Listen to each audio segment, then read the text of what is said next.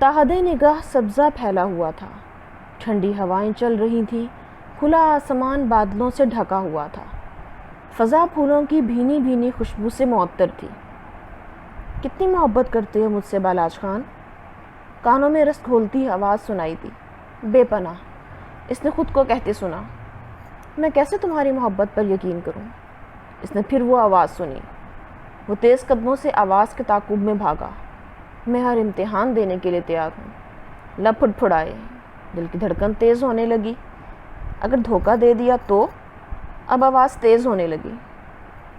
تو اپنے ہاتھوں سے بالاج خان کی جان لے لینا، اس نے پوری شدت سے جواب دیا۔ اب آواز آنا بند ہو گئی۔ اسے پریشانی ہونے لگی، وہ اسے کھونا نہیں چاہتا تھا۔ اور پھر وہ اس کو ایک درخت کے نیچے بیٹھی نظر آئی۔ وہ دیوانہ وار اس کی طرف بھاگا کہ یکایک منظر بدلا۔ وہ اب وہاں آگ تھی، ہر طرف صرف آگ ہی آگ تھی۔ وہ اس کے جسم کو جھلسا رہی تھی، لیکن وہ چاہ کر بھی کچھ نہیں کر سکتا تھا۔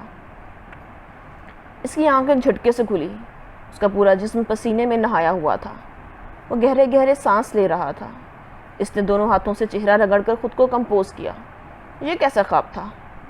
اس نے خود کو کہا۔ محبت اور بالاج خان کو؟ یہ تو ناممکن سی بات ہے۔ اس کے ہونٹوں پر ایک طنزیہ مسکراہٹ رینگ گئی۔ وہ بالاج خان تھا، وہ بے ضمیر تھا، دنیا کی نظروں میں ایک مشہور بزنس ٹائکون، اور پردے کے پیچھے دی مافیا گینگ۔ اس کے نام سے سب ڈرتے تھے، لیکن اس کو پہچانتا کوئی نہیں تھا۔ وہ ہر طرح کی ڈرگز اسمگل کرتا تھا، اور ہر طرح کا جدید سے جدید ہتھیار اس کے پاس ہوتا تھا۔ اس کی شخصیت ایسی تھی کہ وہ لوگ اس کے آگے بچ جاتے تھے۔ پھر کیا لڑکیاں اور کیا لڑکے، قتل کرنا اس کے لیے معمولی بات تھی۔ صبح کے 6 بج رہے تھے۔ وہ اٹھ کر نہایا، جاگنگ، جم اور اس کے بعد ناشتہ کیا۔ اس کا خاص ملازم فرازم اس کے پاس کھڑا تھا۔ اس لڑکی نے کچھ بتایا؟ اس نے فرازم سے پوچھا۔ نہیں باس، فرازم نے دھچکتے ہوئے جواب دیا۔ چلو اس کو بھی دیکھ لیتے ہیں۔ وہ ہاتھ جھاڑ کر اٹھا جب اس کا فون بجا۔ اس کو بتایا گیا کہ کسی نے اس کے اڈے سے ڈرگز چوری کی ہیں، اور بالاج خان کو دھوکہ دینے والوں سے سخت نفرت تھی۔ وہ فوراً گھر سے نکلتا ہوا اڈے کی طرف گیا۔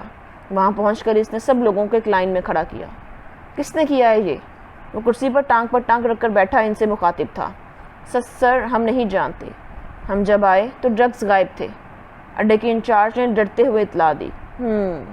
اس نے ہنکارہ بھرا فرازم کو مخصوص اشارہ کیا کرتا وہاں سے نکل گیا۔ اس کے نکلنے کی دیر تھی کہ اڈے میں ایک زوردار دھماکہ ہوا، اور وہ سب موقع پر ہی ہلاک ہو گئے۔ جن لوگوں کا ضمیر مر چکا ہو، انہیں لوگوں کی جانیں لے کر بھی کوئی پچھتاوا نہیں ہوتا۔ اس کے بعد وہ سارا دن مختلف اڈوں پر مصروف رہا۔ اس بیچ وہ لڑکی اس کے ذہن سے محو ہو چکی تھی۔ رات دیر سے گھر آیا اور کمرے میں جاتے ہی بستر پر ڈھیر ہو گیا۔ آج پھر وہی خواب آیا، وہی لڑکی، وہی منظر، وہی جھلسا دینے والی آگ۔ وہ ہڑبڑا کر اٹھ بیٹھا۔ اس خواب والی لڑکی کو اس نے کہیں دیکھا تھا، لیکن کہاں؟ اسے یاد نہیں آ رہا تھا۔ یکایک اس کے ذہن میں جھماکا ہوا۔ وہ وہی لڑکی تھی جو اسے اپنے گھر ملی تھی۔ ہوا کچھ یوں کہ بالاج خان ایک مافیا ڈیل کے لیے باہر گیا تھا۔ جب وہ گھر واپس آیا تو اسے کچھ کھٹ پٹ کی آوازیں سنائی دیں۔ وہ حیران ہوا، کیونکہ اس کے گھر میں گھسنا آسان کام نہیں تھا۔ اس نے اپنی بندوق لوڈ کی اور آواز کی سمت چلنے لگا۔ وہاں پہنچتے ہی اسے وہ لڑکی نظر آئی۔ کون ہو تم، اور یہاں کیا کر رہی ہو؟ اس نے اس کے ماتھے کے بیچوں بیچ بندوق رکھی۔ میں امتصال ہوں، کچھ لوگ میرے پیچھے پڑے ہوئے ہیں، ان سے بچنے کے لیے یہاں آئی ہوں، اس نے ڈرتے ڈرتے کہا۔ لیکن بالاج خان کو اس کی بات پر یقین نہیں تھا۔ اس کو ٹارچر سیل میں بند کر دیا گیا، دن رات ٹارچر کیا جاتا تھا۔ بالاج خان وقت کا لحاظ رکھے بغیر ٹارچر سیل کی جانب بڑھا، جہاں وہ وجود زخموں سے چور پڑا تھا۔ وہ پہلی نظر میں خود بھی اس لڑکی کو پہچان نہیں سکا۔ کون ہو تم، اور کس نے بھیجا ہے تمہیں؟ اس نے دھاڑتے ہوئے کہا۔ امتصال خان، اپنی عزت بچانے کے لیے یہاں آئی تھی، اس نے اکھڑتی سانسوں کے ساتھ کہا۔ میرے گھر میں کیسے گھسی؟ چپتے ہوئے لہجے میں سوال کیا۔ گیٹ کھلا ہوا تھا۔ اس کی سانس بند ہونے لگی۔ جھوٹ بولنے والوں سے سخت نفرت ہے مجھے۔ وہ دھاڑا اور 3 گولیاں اسے اس بے گناہ وجود کے سینے میں اتار دیں۔ وہ لڑکی وہیں دم توڑ گئی۔ گولی کی آواز سن کر گارڈز وہاں جمع ہو گئے۔ اس لاش کو ٹھکانے لگاؤ اور فرازم کو میرے پاس بھیجو۔